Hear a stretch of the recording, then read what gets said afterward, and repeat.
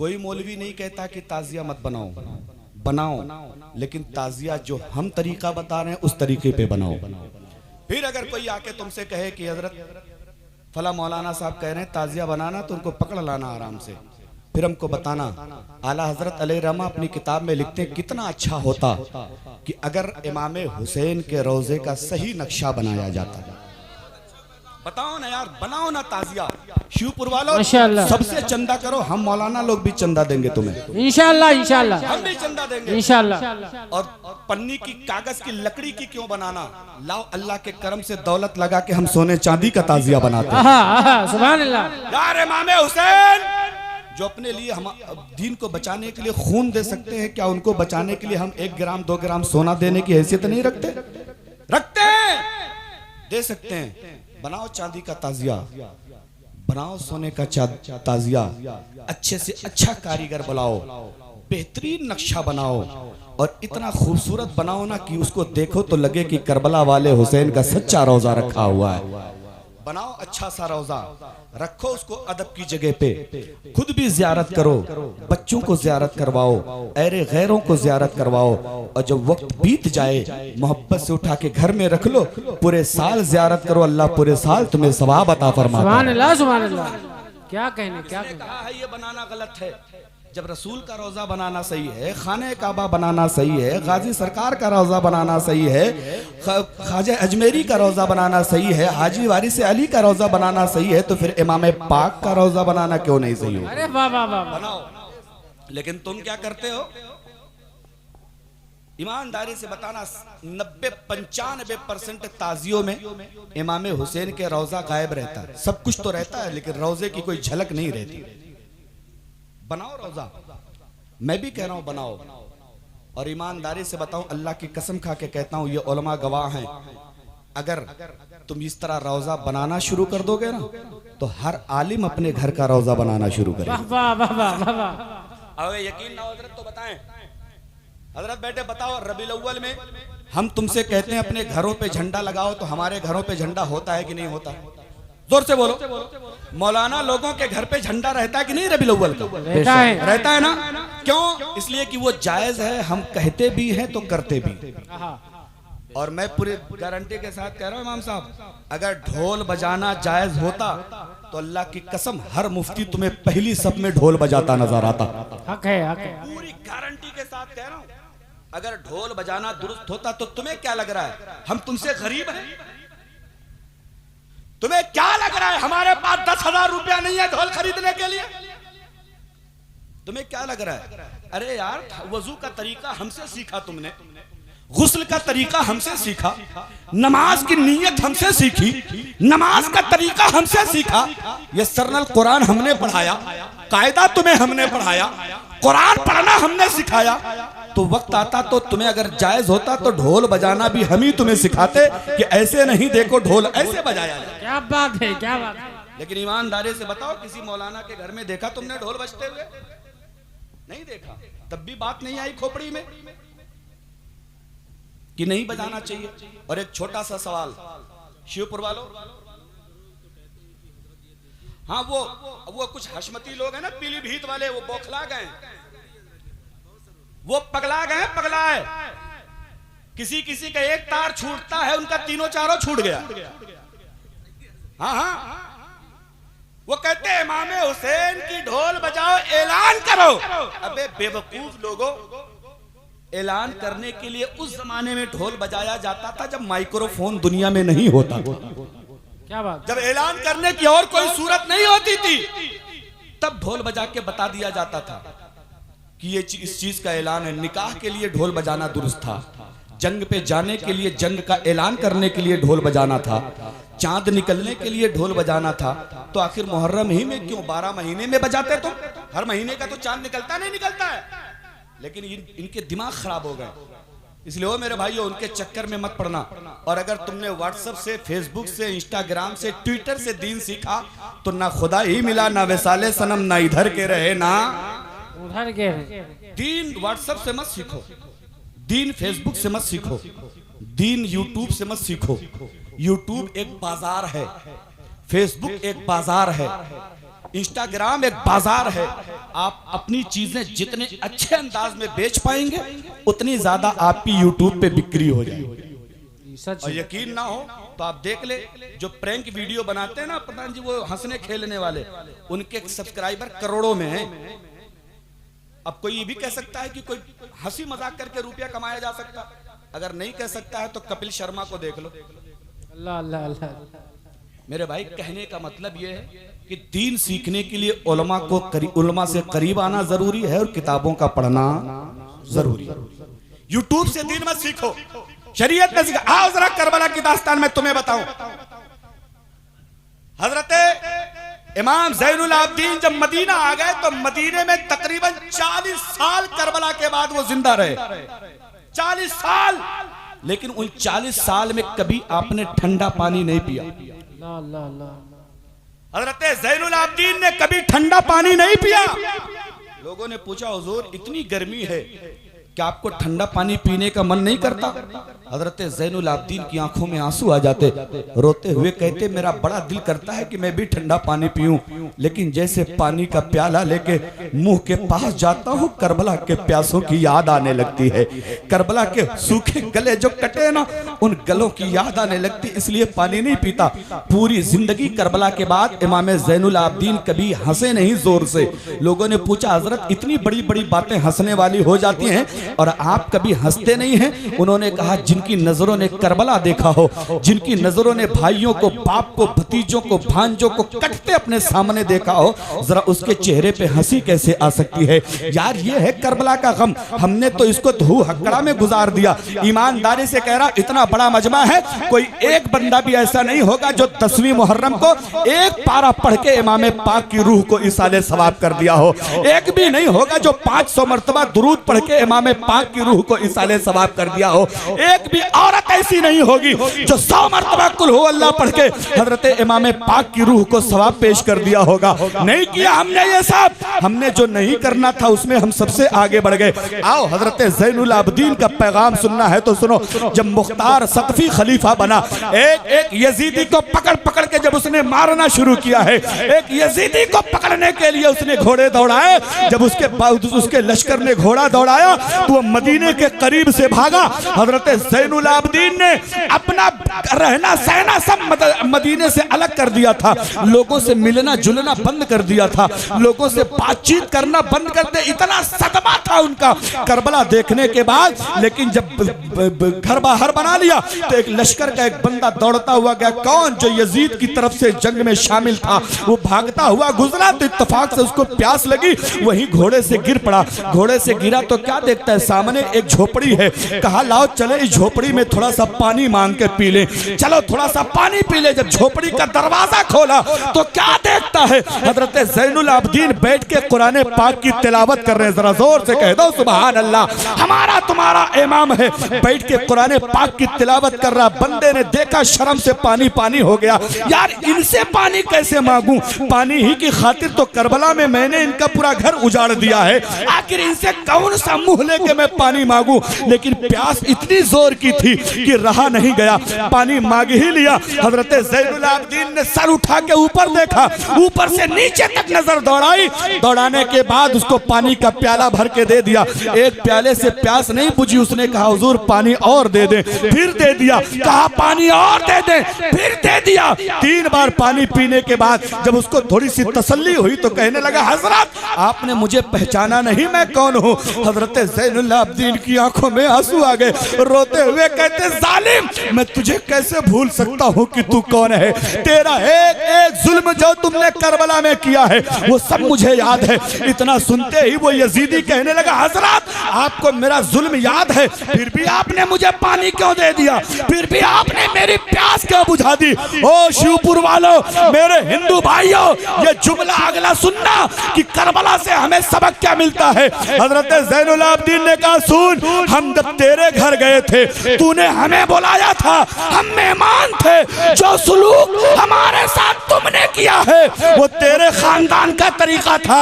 आज तो मेरे दरवाजे पे चल के आया है, जो मैं कर रहा हूँ ये मेरे मुस्तफा का तरीका है, जो मैं कर रहा हूँ मेरे नबी का। खड़े होकर के इस्तिकबाल करें, नारे तकबीर, नारे रिसालत, नारे रिसालत, नारे हुसैनिया, मुफ्ती शबीउल हसन साहब किबला, नारे तकबीर, नारे रिसालत। हजरत ज़ैनुल आबिदीन ने कहा था, ओ जालिम सुन, हम जब कूफा गए थे, जो तूने हमारे साथ किया वो तेरा दीन तुझे सिखा रहा था, और आज तू मेरे दरवाजे पे चल के आया है। जो मैं कर रहा हूं ये मेरे नाना जान का तरीका है। ओ मेरे भाई, हमने क्या सीखा करबला से?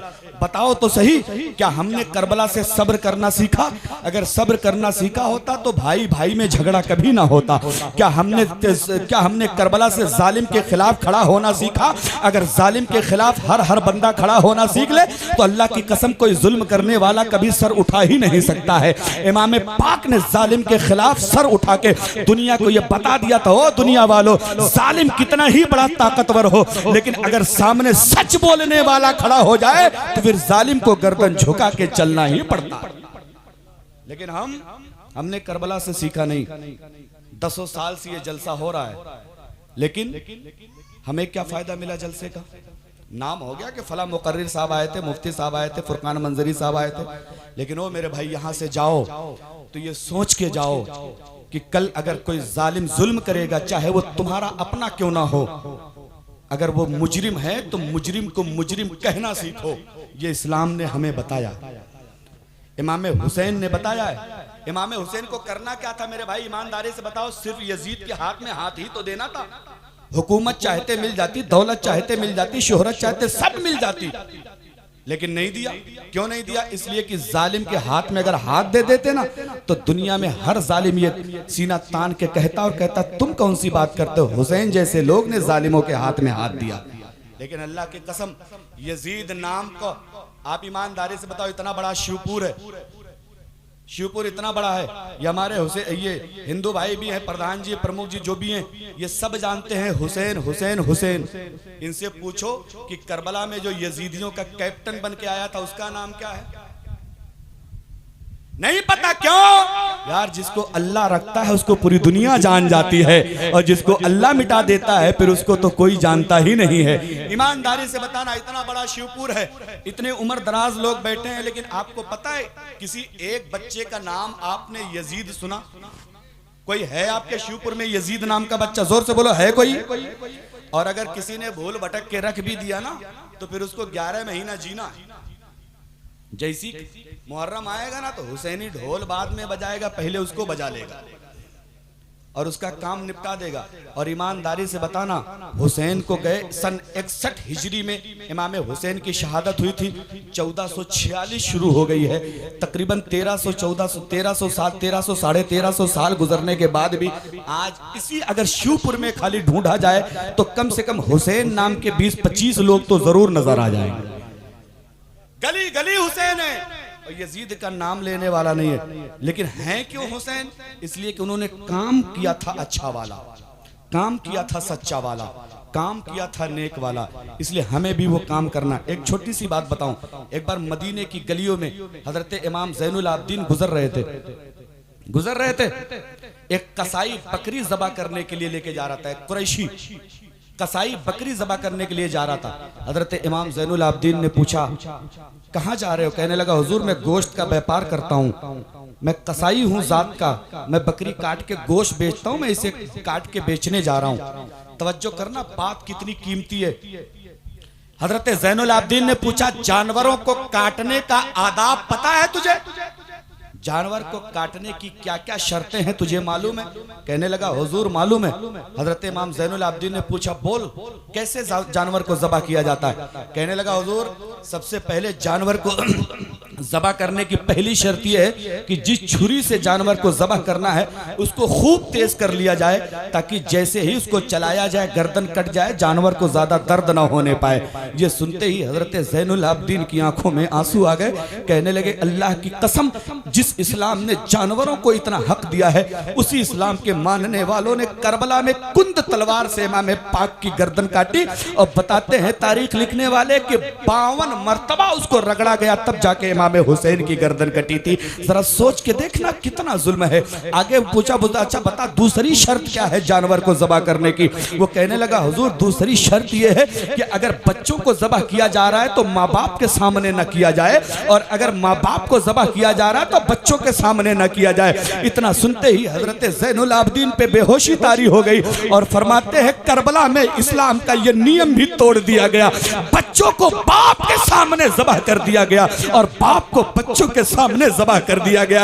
यार जिस इस्लाम में जानवरों को इतना हक दिया गया है कि अगर बच्चे छोटे छोटे हैं तो माँ को बच्चों के सामने न ज़बह करो, बच्चों का दिल रोएगा अपनी माँ को देखकर। उसी इस्लाम के मानने वालों ने करबला में अली असगर को इमाम हुसैन के सामने ज़बह कर दिया, अली अकबर को हुसैन के सामने काट दिया, हजरत कासिम को हुसैन के सामने काट दिया, ओनो मोहम्मद को हुसैन के सामने काट दिया, और ज़ैनुल आबिदीन के सामने हुसैन को काट दिया, उनकी बेटी पे बीवियों के सामने हुसैन को काट दिया। ओ मेरे भाई तुमने तो करबला को बड़ा आसान समझा है। हजरत ज़ैनुल आबिदीन ने पूछा अच्छा बता तीसरी शर्त क्या है जानवर को ज़बह करने की। तो वो कहने लगा हुजूर तीसरी शर्त ये है कि जानवर को ज़बह करने से पहले दाना और पानी दे दिया जाए, यानी न भूखे पेट रखा जाए न भूखी प्यास से रखा जाए, पानी भी पिलाया जाए, खाना भी खिलाया जाए। इतना सुनते ही ज़ैनुल आबिदीन गिरे बेहोश हो गए, और जब होश आया तो फरमाते हैं अल्लाह की कसम करबला में मेरे खानदान वालों को प्यासा भी मारा गया और भूखा भी मारा गया, वो भी एक दिन का नहीं तीन दिन प्यासा रख के काटा गया है। ओ मेरे भाई जरा बताओ तो सही, जिस इस्लाम में जानवरों का हक हासिल है उसी इस्लाम के मानने वाले यजीदी कुत्तों ने इमाम पाक का पूरा गुलशन उजाड़ दिया था, और तुम उस दिन खुशी मनाते हो, तुम उस दिन ढोल का मुकाबला करते हो, तुम उस दिन डंडों का मुकाबला करते हो। ईमानदारी से बताना, एक सवाल मैं तुमसे छोड़ के जाना चाहता हूँ शिवपुर वालों, अगर तुम्हारे घर में एक मरा हुआ बच्चा पैदा हो जाए, तुम्हारे घर में एक मरा हुआ बच्चा पैदा हो जाए जिसने दुनिया में एक सांस भी ना लिया हो, ईमानदारी से बताना क्या तुम उस दिन अपने घर ढोल बजाओगे? जोर से बोलो ढोल बजाओगे? मुझे मालूम है तुम्हारी आवाज नहीं निकलेगी, अब बोल भी नहीं सकते हो तुम। और हर जी इल्म बंदा ये कहेगा कि हमारे घर में अगर मरा बच्चा पैदा हो जाए तो हम ढोल नहीं बजाएंगे। बजाएंगे आप? नहीं बजाएगा भाई, कोई नहीं बजाएगा। और सिर्फ ढोल की बात तो छोड़ो, पूरे मोहल्ले में कोई जोर से मोबाइल नहीं बजाएगा। अल्लाह अल्लाह, जोर से कोई मोबाइल नहीं बजाएगा। अब जरा दिल पे हाथ रख के सोचना, तुम्हारा बच्चा ज्यादा अच्छा है कि अली असगर ज्यादा अच्छे हैं? अली असगर। तुम्हारा बेटा ज्यादा अच्छा है कि अली अकबर ज्यादा अच्छे हैं? तुम्हारा बेटा अच्छा है कि ओनो मोहम्मद अच्छे हैं? तुम्हारा बेटा अच्छा है कि कासिम अच्छे हैं? यार अगर वो अच्छे हैं तो जब तुम जो अच्छा नहीं है उसके मरने पे ढोल नहीं बजा सकते, तो ईमानदारी से बताना नबी के शहजादों के इंतकाल पे, नबी के शहजादों की शहादत पे क्या ढोल बजाना सही हो सकता है? ये खुद से सोचना। मैं तुमसे ये नहीं कहता हाथ पकड़ के कि मत बजाओ ढोल, तुम्हारी मर्जी। अल्लाह ने ताकत दिया है जो चाहो करो, पैसा दिया है जो चाहो करो, लेकिन कितने दिन? 50 साल, 60 साल, थोड़ा बहुत और जिंदगी मिल गई तो 70-80 साल। उसके बाद यही शिवपुर का कब्रिस्तान होगा, हमारा आपका जिस्म होगा। और ईमानदारी से बताना, आप अपने बाप दादा को पूछने जाते हैं कब्र में क्या चल रहा है? अगर आप नहीं जाते तो आपसे कोई जाएगा पूछने? बड़े बड़े तुर्रम खां इसी शिवपुर के जाके कब्रों में पड़े हैं, कोई उनका नाम लेने वाला नहीं है। तो तुम्हें क्या लगता है तुम्हारा नाम लेने वाला रहेंगे दुनिया में? नाम उसका लिया जाता है जो दीन का अच्छा काम करके जाता है। क्या बात। अभी मैंने सुना प्रधान जी के यहाँ महाराजगंज के पास एक आदमी ने खेत बेच के ताजिया बनवाया है 20 लाख का। सोचो जरा हजरत इमाम साहब, 20 लाख रुपया। अल्लाह की कसम खा के कहता हूं, उसी 20 लाख में से 18 किनारे करके सिर्फ 2 लाख दीन के काम पे लगा देता ना, मरते दम तक कयामत तक अल्लाह उसकी कब्र में सवाब फरमाता रह जाता। माशाअल्लाह माशाअल्लाह, सवाब देता रह जाता। लेकिन ये अंधी मोहब्बत है, कह दो तो बुरे हो जाएंगे। मुझे पता है इसमें कि कुछ लोग ऐसे हैं जो दिल ही दिल में गाली दे रहे हैं, लेकिन मेरी जात पे उसका फर्क नहीं पड़ता। मैं पूरी जिंदगी शिवपुर में तकरीर करने ना आऊं, मुझे इससे फर्क नहीं पड़ता। हाँ, और तुम चाहे जितना कमा लेते हो, मैं पूरी गारंटी के साथ कहूँ ना हमसे बढ़िया खाना खा पाओगे और ना हमसे अच्छा कपड़ा पहन पाओगे। अल्लाह अल्लाह अल्लाह। और इन्हीं दो चीजों के लिए दुनिया मरती है, अच्छा पहन ले, अच्छा खा ले। हाँ, और वो हम लोग कर रहे हैं। और अल्लाह रिस्क देने वाला है। तुम्हें क्या लगता है ये जो हक बात कह देगा तुम उसको मस्जिद से निकाल दोगे? जो हक बात कह देगा तुम उसको मदरसे से निकाल दोगे? कब तक? जब तक तुम अध्यक्ष बने हो तब तक। अध्यक्ष लोगों पीठ सीधी करके जाना, कब्र में इतना मारे जाओगे कि तुम्हारी हड्डी हड्डी बोलेगी कब्र में। तुम्हें क्या लगता है सेक्रेटरी और खजांची लोगों, हक बोलने वाले इमामों का तुम हिसाब करते? तुम्हारे बाप की मस्जिद है, तुम्हारी हुकूमत चलेगी मस्जिद में। तुम्हें तो रब का शुक्र अदा करना चाहिए कि तुम्हें अल्लाह ने दीन का खादिम बनाया, अपने घर की खिदमत करने का मौका अता फरमाया। सुभान अल्लाह सुभान अल्लाह। तुम्हें रब का शुक्र अदा करना चाहिए। आज भी मक्का मदीना में चले जाओ, वो हालांकि नजदी लोग हैं, वहाबी लोग हैं, अहले हदीस लोग हैं, लेकिन वो अपने आप को अध्यक्ष, सदर, सेक्रेटरी, प्रेसिडेंट नहीं लिखते, वो अपने आप को खादिमुल हरमैन लिखते, हरमैन की खिदमत करने वाले। और तुम, इसलिए याद रखना मेरे भाइयों, सच बात वही है जो सर चढ़ के बोलती है। एक आखिरी बात बता के मैं अपनी गुफ्तगू खत्म करूं। ये जो करबला हम लोग जाते हैं ना, करबला में इतनी बेहयाई होती है। ईमान, अगर आपको तकलीफ ना हो तो सुबह मेरे साथ चलो शिवपुर के करबला में। इमाम हुसैन की याद, जिसको आप ताजिया बनाए थे 10 मुहर्रम को, जो फेंक के आए, ईमानदारी से बताना उसके बाद कोई उसकी खैरियत पूछने गया? आप लोग इतने लोग बैठे, मैं सबको कह रहा हूं गारंटी के साथ, कोई गया उसकी खैरियत पूछने? नहीं गया। अब उसमें कुत्ते लोटे, सुअर घूमे, भैंस गाय बकरी चरे, गोबर पेशाब करे, ना जाने लड़के उस पे हुड़दंग मचाए, जूते चप्पल पहन के करबला में चलते हैं। बोलो क्या ये इमाम हुसैन के यादगार की बेहुरमती नहीं है? जिस ताजिया को तुमने 10 दिन तक सरों पे सजा के रखा, उसको ले गए फेंका, फिर पूछने भी नहीं गए। बोलो ये क्या है? इमाम हुसैन अगर तुमसे पूछ ले मैदान महशर में कि बताओ कि तुमने जो ताजिया हमारी याद थी उसको तुमने फेंक दिया, उस पे कुत्ते घूम रहे हैं, क्या जवाब दोगे? आप चले जाएं इस वक्त तो तमाम करबलों में रास्ते से गुजरे तो बहुत सारे करबले मिलते हैं, ताजिया फेंका पड़ा है, बे यारो मददगार। ईमानदारी से बोलना, क्या तुम अपने घर का भी ऐसी फेंक के आओगे? इसलिए वो मेरे भाइयों, अभी वक्त है। मौलवी तुम्हारा दुश्मन नहीं होता। मौलवी सच बात बता दे तो वो तुम्हारा दुश्मन नहीं होता। उसका सिर्फ एक काम है, तुम्हें गुनाहों से बचा ले। उसका सिर्फ एक मकसद होता है, तुम्हें बुराइयों से बचा ले। और इसलिए एक बात बताऊं, हम लोग जब तकरीर खत्म होती है हजरत, तो एक बात कह के खत्म करते, वमा अलैना इल्लल बलाग। हजरत करते नहीं करते? इसका मतलब समझे तुम लोग? खत्म होती है तकरीर तो हम लोग कहते हैं ना वमा अलैना इल्लल बलाग। क्या मतलब इसका? इसका मतलब है मेरे भाई, हमारा काम था पहुंचाना, हमने पहुंचा दिया। अब मानो ना मानो तेरी मर्जी।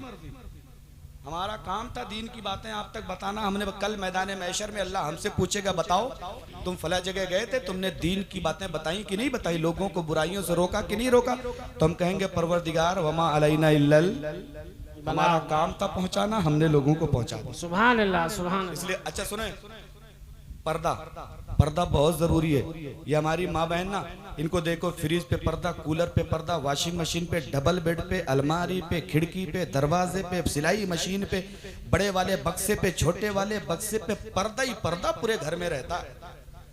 सोफे पे और टेबल पे, वो डाइनिंग टेबल पे, कुर्सियों पे, सब पे पर्दा। जिसके घर में इतना पर्दा हो उसी की बहन बेटी बाजार में शिवपुर के बिला पर्दा होती। अल्लाह अल्लाह अल्लाह। बोलो क्या ये सच्चाई नहीं है?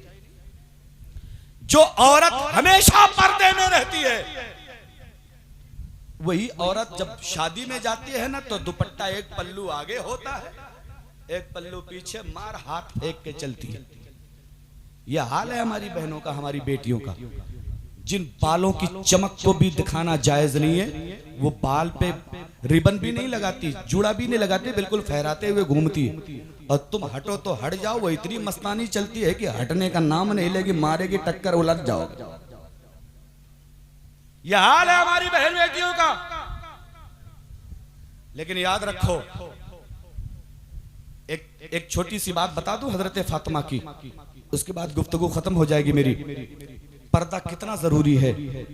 हजरत फातिमा का जब इंतकाल का वक्त आया, हजरत फातिमा का जब दुनिया से जाने का टाइम आया, मेरी बहनों गौर से सुनना, आज हमारे हाथ में, पैर में, बदन में दर्द हो जाए, सर में दर्द हो जाए तो हम कुछ नहीं करती, हमारी औरतें चुपचाप से बिस्तर लगा लेती हैं और सो जाती हैं, कोई काम नहीं करती। लेकिन सुने, जिस दिन हजरत फातिमा का इंतकाल होने का टाइम है, दौड़ के बर्तन मांज रही हैं, खाना बना रही हैं, बच्चों के अली के कपड़े धुल रही हैं, घर में झाड़ू लगा रही हैं, सारा काम जल्दी जल्दी कर रही है। बहुत तेज बुखार है और हजरत फातिमा को यह मालूम है कि अभी थोड़ी देर में मुझे दुनिया छोड़ के जाना है, लेकिन फिर भी घर का सारा काम जल्दी जल्दी निपटा रही हैं। इतने में हजरत अली आ गए।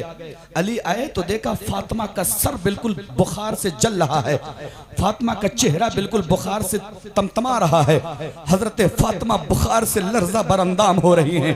हजरत अली ने देखा, फातिमा के सर पे हाथ रखा और उनको उठा के कहा, फातिमा इतनी मेहनत क्यों कर रही हो, आखिर इतना काम क्यों कर रही हो, फातिमा जरा सा आराम कर लो, तुम्हें बड़ी तेज का बुखार है। लेकिन हजरत अली से हजरत फातिमा कहती, ओ अली, आज हमारा तुम्हारा दुनिया में आखिरी दिन है, आज के बाद से मैं तुम्हारे घर का काम करने नहीं आऊंगी। ओ अली, आज मेरा दुनिया से जाने का टाइम है। अली सुनो, मैं कपड़े इसलिए धुल रही हूँ ताकि मेरे इंतकाल के बाद मेरा धोया कपड़ा पहन लेना, मैं झाड़ू इसलिए लगा रही हूँ ताकि मेरे जाने के बाद तुम्हें ज्यादा परेशान होने की जरूरत ना पड़े। अली, मैंने खाना इसलिए बना दिया है ताकि मेरे जाने के बाद तुम एक दो टाइम मेरा बनाया खाना खा लेना। ओ अली, मैंने सारा काम इसलिए कर दिया है ताकि मेरे इंतकाल के बाद तुम एक दो दिन तुम्हारा काम आसानी से चल सके। ओ मेरे बहनों, जरा याद करना, हमारी तबीयत खराब होती है तो हम शौहरों की नाफरमानी करते हैं। हजरत फातिमा की तबीयत खराब है तो शौहर को राजी करने के लिए काम कर रही हैं, शौहर की मोहब्बत पाने के लिए काम कर रही हैं। इतने में हजरत अली की आंखों में आंसू आ गया। हजरत अली ने फातिमा को सीने से लगाया और कहती है, फातिमा, तुम नहीं जाना है, तुम्हें तुम छोड़ के चली जाओगी तो बताओ, मैं जंगों से आऊंगा तो मेरे जख्मों पे मरहम कौन लगाएगा, मेरे जख्मों पे पट्टी कौन बांधेगा। ओ फातिमा, तुम चली जाओगी तो हसन हुसैन को कौन देखेगा, तुम चली जाओगी तो ज़ैनब बेटी की तरबियत कौन करेगा। हजरत फातिमा रोते हुए कहती है, अली, मेरा जाने का वक्त करीब है, क्योंकि नबी ने मुझसे फरमाया था, या फातिमा, मेरे जाने के बाद 6 महीने के अंदर अंदर तुम भी मेरे पास आ जाओगी। 6 महीने पूरे होने वाले हैं, इसलिए अली, मेरे जाने का वक्त करीब है, मुझे जरा काम निपटा लेने दो। इतना सुनते ही हजरत ज़ैनब आ गई हैं, आके देखा कि अब्बा रो रहे हैं, अम्मा रो रही हैं। हजरत ज़ैनब दोनों के सीने से लग गई, रो रो के पूछती, अम्मा बताओ तो सही, दूसरों के आंसू पोंछने वाली फातिमा रो क्यों रही है, दूसरों का दुख दर्द दूर करने वाली हजरत फातिमा की आंखों में आंसू क्यों है। हजरत फातिमा ने ज़ैनब को सीने से लगाया, लगा के कहती है, मेरी बेटी ज़ैनब, मेरे दुनिया से जाने का वक्त आ गया है, लेकिन छोटे छोटे हसन हुसैन है, उनको खाना खिलाने से पहले सोने मत देना, उनकी तरबियत करते रहना। मेरी लाडली ज़ैनब, मेरे बाद तुम्हें फातिमा का किरदार अदा करते रहना है।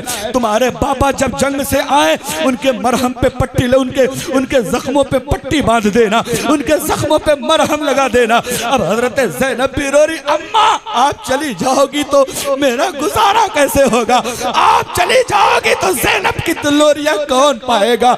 ये रो के हजरत अली रो रहे हैं, हजरत फातिमा रो रही है, हजरत ज़ैनब रो रही है। इतने में हसन हुसैन बाहर से आ गए, तो नन्हे नन्हे शहजादे हैं। जरा सोच के देखो, एक माँ जिसका दुनिया से जाने का टाइम है, जब उसकी गोद के बच्चे सामने होंगे, माँ का दिल कितना रोया होगा, फातिमा कितना तड़पी होंगी।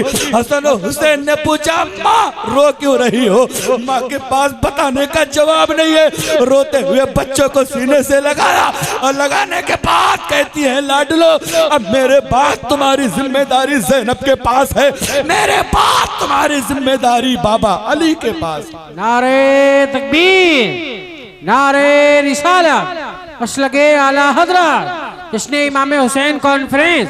आप लोग बैठिए, आप लोग बैठिए, आप लोग बैठिए, आप लोग बैठिए। स्टेज वाले खड़े होकर वेलकम करेंगे हजरत का।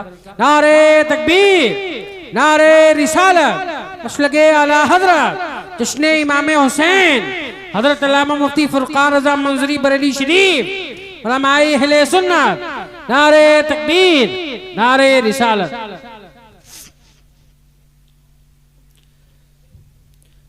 तवज्जो करना मेरे भाई, वो खतीब जिसका आपने बेसब्री से इंतज़ार किया वो तशरीफ़ फरमाएं। मेरे बाद इंशाअल्लाह एक दो नाते होंगे, उनके बाद हजरत का खिताब होगा। लेकिन तवज्जो करना, करबला को मानने वालों, इमाम पाक को मानने वालों, ज़रा एक बार तो हजरत फातिमा के आंगन में जाके देखो। क़यामत का मंजर है, अली रो रहे हैं, ज़ैनब रो रही हैं, फातिमा रो रही हैं, हसन और हुसैन रो रहे हैं। और हजरत फातिमा ने कहा, अली इन बच्चों को लेके बाहर चले जाओ, मुझे अपने रब से तन्हाई में कुछ बातें करना है, मुझे अपने रब से तन्हाई में कुछ कहना है। मेरे भाई हजरत अली बच्चों को लेके बाहर निकले। हजरत फातिमा ने अपनी एक नौकरानी जिसका नाम उम्मे ऐमन था उसको बुलाया और कहा नहाने के लिए पानी लाओ। पानी लाया गया और हजरत फातिमा फरमाती मेरा सबसे पसंदीदा कपड़ा लाके मुझे दो। कपड़ा लाया गया, हजरत फातिमा ने गुस्ल किया। गुस्ल करने के बाद अपना पसंदीदा कपड़ा पहना और कपड़ा पहनने के बाद फरमाती हैं कि रूम के बीचों बीच मेरी चारपाई लगा दो। बीचों बीच चारपाई लगा दी गई। हजरत फातिमा कहने लगी अब तुम भी बाहर चली जाओ, मैं इस चारपाई पे लेट जाती हूँ और तुम भी बाहर चली जाओ, बाहर से कुंडी बंद कर देना। ओ करबला को मजाक समझने वालों, करबला को बेपर्दगी का जरिया समझने वालों, करबला में जाके लड़कियों पे नजरें ताड़ने वालों, करबला में जाके अपने अपने हुस्न का जलवा दिखाने वाली मेरी बहनों, जरा आओ हजरत फातिमा की सीरत से कुछ सीख के चली जाओ। अपना हुस्न, तुम्हारा हुस्न गैरों को दिखाने के लिए नहीं है, तुम्हारी खूबसूरती दूसरों के लिए नहीं है, तुम्हारी खूबसूरती इस्लाम में बड़ी अहमियत रखती है। उसको छुपा के रखा करो, उसको बचा के रखा करो, वो लोगों की नुमाइश की चीज नहीं है। आओ जरा देखो, हजरत उम्मे ऐमन जो हजरत फातिमा की नौकरानी थी निकल के बाहर चली गई, दरवाजा बंद कर दिया गया है। हजरत फातिमा चारपाई पे लेट गई, लेकिन लेटने से पहले हजरत अली से कहा था अली एक बात मेरी याद रखना, मुझे गुस्ल देने की जरूरत नहीं है, मैं गुस्ल कर लूंगी, मुझे कफन पहनाने की जरूरत नहीं है, मैंने कफन के कपड़े पहले से पहन लिए। अली एक बात याद रखना, मेरा जनाजा रात के तारीकी में निकालना, मेरा जनाजा रात की तन्हाई में निकालना, और जब जनाजा निकालना तो ऊपर से एक कपड़ा डाल देना। हजरत अली ने पूछा ये तो बताओ कि आखिर ऐसा क्यों करना है। हजरत मेरी बहनों जरा अगला जुमला सुनना, फातिमा ने क्या कहा था। अली ने पूछा बताओ जनाजा रात में क्यों निकाला जाएगा। हजरत फातिमा ने कहा था अली दिन के उजाले में आज तक मदीने में कोई देख नहीं पाया कि फातिमा का चेहरा कैसा है, मदीने में कोई जानता नहीं फातिमा का बदन कैसा है, मदीने में किसी को पता नहीं फातिमा मोटी है कि पतली है, तो मैं ये चाहती हूँ मरने के बाद फातिमा का जनाजा भी देख के आदमी पता ना लगा पाए फातिमा का जनाजा कैसा है, फातिमा का जनाजा कैसा है। इसलिए मेरा जनाजा रात में निकालना, जनाजे के ऊपर कपड़ा चढ़ा देना, कपड़ा डाल के तब आज जो औरतों के जनाजे के ऊपर कपड़ा डाला जाता है इसकी शुरुआत वही है जो हजरत फातिमा की सुन्नत अदा की जा रही है। आओ जरा तवज्जो करना, बस आखिरी जुमले हैं, मैं उसूल बात खत्म होने वाली। अब हजरत फातिमा चारपाई पे लेटी हैं, बाहर से कुंडी बंद कर दी गई। हजरत अली बच्चों को बाहर संभाल रहे हैं, बच्चों को बहला फुसला रहे हैं। अब हजरत उम्मे ऐमन भी चली गई, इतने में मौत का वक्त करीब है। हजरत मलिकुल मौत दरवाजे पे आए, दरवाजा खटखटाया, अंदर से आवाज आई कौन, कहते हैं दरवाजा खोले मैं मौत का फरिश्ता हूँ।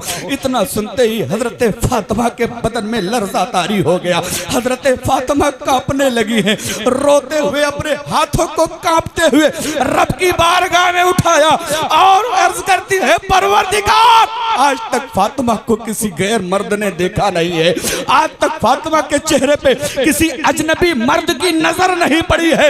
ऐ परवरदिगार अगर तू पैदा करना जानता है तो रूह निकालना भी तुझे आता है। ऐ मेरे मौला मैं ये चाहती हूँ, आपके नबी की बेटी की तमन्ना ये है, तूने मुझे जिस तरह जिंदगी दी है इसी तरह आज इस फरिश्ते से बचा ले, अपने आप से मेरी रूह निकाल ले। अल्लाह फरमाता है इजराइल वापस चले आओ, मैं अपनी नबी की बेटी की रूह खुद ही निकाल लूंगा। ओ मेरे भाई आओ जरा देखो, इजराइल को वापस बुलाया, अल्लाह ने अपने दस्ते कुदरत से हजरत फातिमा की रूह निकाली। ईमानदारी से बताना, जिसकी दास्तान इतनी नेक और साफ सुथरा हो, आखिर उसके मानने वालों की बेटियां बेपर्दा घूम रही हैं, उसके मानने वालों की बीवियां बेपर्दा घूम रही हैं।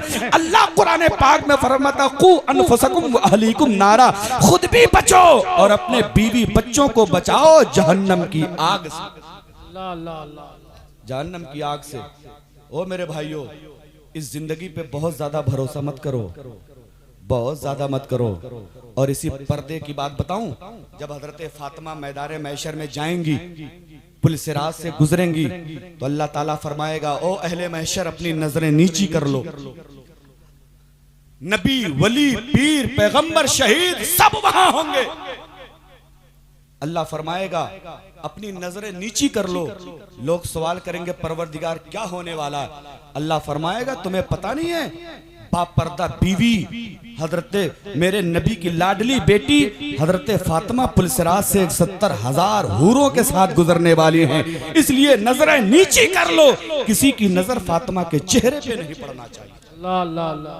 ये पर्दा है फातिमा का। और उनके मानने वाले बेचारे सोचते ही हैं कि बीवी बेपर्दा ही चले तो अच्छा है। और अगर कहीं बीवी कह दे कि लाओ नकाब लगा लेना मुफ्ती साहब किबला, ये कौम कहते अरे हटाओ, ये सब बिला वजह का बवाल न पालो, ऐसे चलो चमक्का बन के।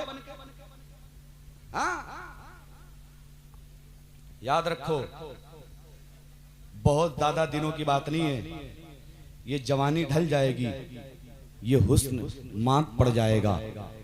फिर कब्र में, मैं बरेली शरीफ में जब पढ़ाता था हजरत ना, एक वहां थे कुत्ते वाले बाबा, प्रधान जी सुनिएगा बड़े काम की बात, वो मेरे पास एक दिन आए, कहने लगे हजरत मुझे रातों में नींद नहीं आती। मैंने कहा क्यों? बुढ़ापे में कुछ करना धरना नहीं है, अब नींद क्यों नहीं आती? अब तो आनी चाहिए। कहने लगे हजरत जवानी में जितना कुछ किया है ना, जैसे बिस्तर पे पहुंचता हूँ कोई एक जुर्म याद आ जाता है तो पूरी पूरी रात नींद खराब हो जाती, आती ही नहीं है। तो आपको क्या लगता है, आप जुर्म करके भूल गए, लेकिन जो कंधे पे फरिश्ते हैं ये कभी भूलते? आप गुनाह करके भूल गए, करबला गए होंगे, आपने क्या क्या किया आप तो भूल गए, लेकिन जो आपके खाते में नामा आमाल में लिख दिया गया वो कभी भूलता? इसलिए याद रखें। और ये फेसबुक चलाने वालों, ट्विटर चलाने वालों, व्हाट्सएप चलाने वालों, इंस्टाग्राम चलाने वालों, एक आखिरी गुजारिश तुमसे करके गुजर रहा हूं। अगर